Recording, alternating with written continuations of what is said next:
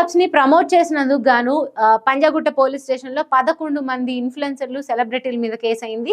And Miyapur police station లో పంజాగుట్టలో నిన్న అయితే ఈ రోజు మియాపూర్ పోలీస్ స్టేషన్ లో 25 మంది మీద పోలీస్ కేసు అయితే అయింది. అందులో విజయ్ దేవరకొండ, రానా లాంటి వాళ్ళు కూడా ఉన్నారు. అయితే నిన్న పంజాగుట్టలో చిన్న చిన్న ఇన్ఫ్లుయెన్సర్స్ సెలబ్రిటీస్ ఎవరున్నారో వాళ్ళ మీద కేసు అయింది.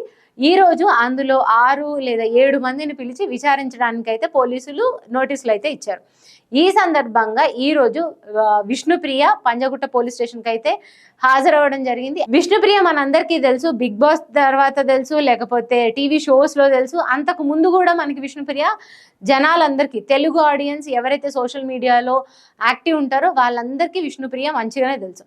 దాని తర్వాత బిగ్ బాస్ వెళ్ళక ముందు వరకు విష్ణుప్రియ వేరు వేరు రకాలుగా ఫేమస్ అయితే బిగ్ బాస్ నుంచి బయటకు వచ్చిన తర్వాత విష్ణుప్రియ ఇమేజ్ మొత్తం మారిపోయింది.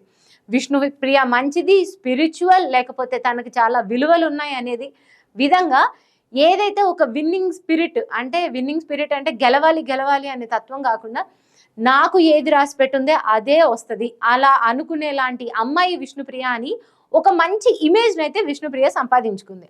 ఇప్పుడు బయటకు వచ్చింది, కొన్ని సాంగ్స్ చేస్తుంది, మంచిగా ఒక ఫేమ్లో ఉందన్నమాట ఇప్పుడైతే విష్ణుప్రియ.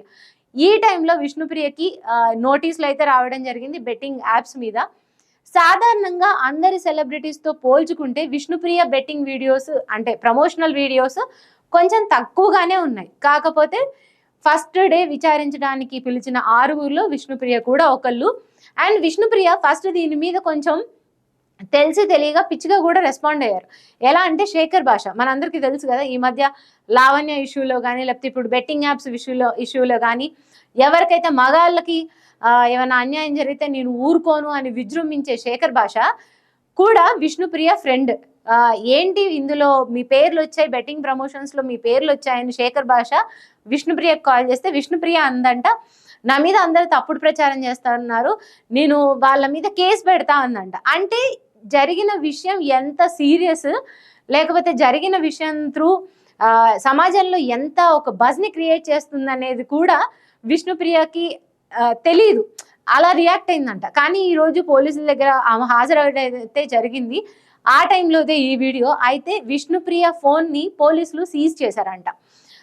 ఈ విచారణ 3 గంటల పాటు విచారణ జరిగిందంట. తర్వాత ఫోన్ని సీజ్ చేశారంట.